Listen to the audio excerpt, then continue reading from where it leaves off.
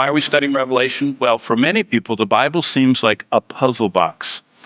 When I travel, not like we are right now going overseas and we have very little space in our bags, I usually bring a jigsaw puzzle box. You all have had a jigsaw puzzle, right? You know what I'm talking about, the big box. You shake it, it's got all those pieces in it. What I usually do is I call up 3 or 4 of you students, and you stand up here. I open the box without you seeing the cover, the picture, and have you take out a piece. And then I ask on the stage, I ask the first person, I say, what do you think the picture that the puzzle is going to make is from your little piece? And most pieces are like a little bit of red or a little splash of gray, or maybe it's green like it's grass. And they look at it, and unless it's got like something identifiable, they go, I don't know.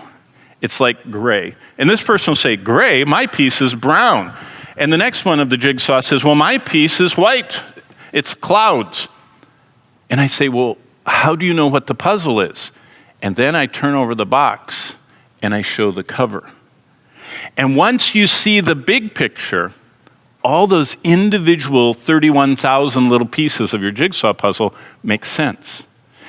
The Bible sometimes seems like a box of 31,103 pieces. That's how many verses there are in the Bible.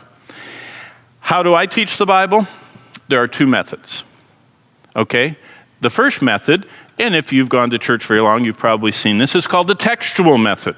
And the person teaching speaks on one verse and only one verse, and they never go anywhere else, and they only talk about that verse, and they just stay in that verse, and that's a wonderful way to speak. But for many people, a lifetime diet of textual preaching that I'm only going to be in Galatians 1 through 6, and I never leave there.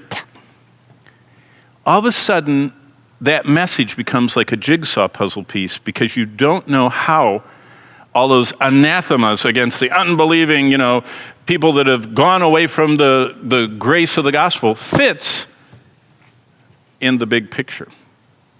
The other way to teach, in fact, this is what I'll never forget. When I started on staff with Dr. John MacArthur, he said this. He said that you should learn to be an explanatory preacher. I said, expository? No, he said, explanatory. He said, you need to explain to people how that fits in the whole. And I used to listen to him. He would reference 50 to 100 different passages as he taught. And all of a sudden you started sewing together the whole Bible. So when I look at any verse in the Bible, it's all 31,000 verses of the Bible. In fact, I have a better picture than that.